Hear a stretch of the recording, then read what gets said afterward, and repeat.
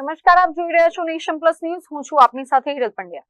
આદિજાતિ સમાજના સર્વાંગી વિકાસ અને છેવાડાના વિસ્તારો સુધી વાહન વ્યવહારની ઉત્તમ સુવિધાઓ પહોંચાડવાના ઉદ્દેશ્ય સાથે ગુજરાત સરકારના આદિજાતિ વિકાસ વિભાગ દ્વારા એક મહત્વપૂર્ણ પહેલ કરવામાં આવી છે.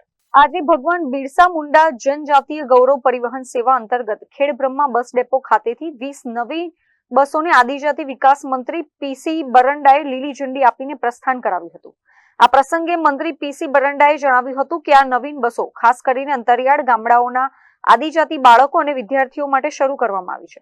આ બસોનું સંચાલન શાળા અને કોલેજના સમયે જ કરવામાં આવશે, જેથી વિદ્યાર્થીઓ સુરક્ષિત અને સમયસર પોતાની શૈક્ષણિક સંસ્થાઓ સુધી પહોંચી શકે અને તેમનો કિંમતી સમય બચી શકે. આ કાર્યક્રમ દરમિયાન વડાપ્રધાન નરેન્દ્ર મોદીના ડીઝલ બચાવવાના અભિયાન અંતર્ગત ઉત્કૃષ્ટ કામગીરી કરવા બદલ ખેડબ્રહ્મા ડેપોના સારથીઓને બહુમાનિત કરવામાં આવ્યા હતા.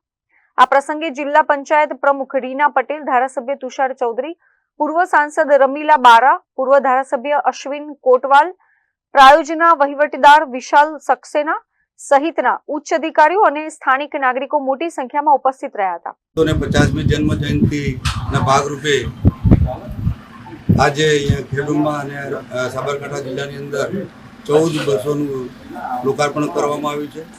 એમાં માનનીય મુખ્યમંત્રીશ્રીએ અઠવાડિયા પહેલાં માનનીય ડેપ્યુટી સીએમ સાહેબે અને મારા વિભાગ દ્વારા આ બસોનું ગાંધીનગર ખાતે લોકાર્પણ કર્યું અને હવે જિલ્લે 14 જિલ્લાની અંદર આ બસો લગભગ 139 જેટલી છે. એમાં પણ આ લોકાર્પણ થઈ ચૂક્યું છે. તો આજે આ કાર્યક્રમમાં ઉપસ્થિત તમામ જિલ્લાના પદાધિકારીશ્રીઓ, અધિકારીશ્રીઓ, વહીવટીતંત્ર અને તમામ ઉપસ્થિત રહી આપ સૌની સાથે રહી મોટી સંખ્યામાં, બહોળી સંખ્યામાં પ્રયત્ન થાય એ માટેના પ્રયત્નો કરજો અને સૌ ઉપસ્થિત રહ્યા એ બદલ સૌનો આભાર છે.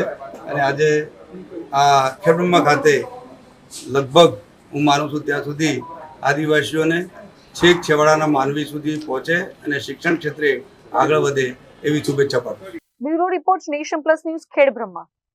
સમાચારોના સતત અપડેટ મેળવવા માટે અમારી નેશન પ્લસ ન્યૂઝની યુટ્યુબ ચેનલને સબસ્ક્રાઇબ કરો, બેલ આઇકન દબાવો અને જોડાયેલા રહો ફેસબુક, ઇન્સ્ટાગ્રામ અને ટ્વિટર પર.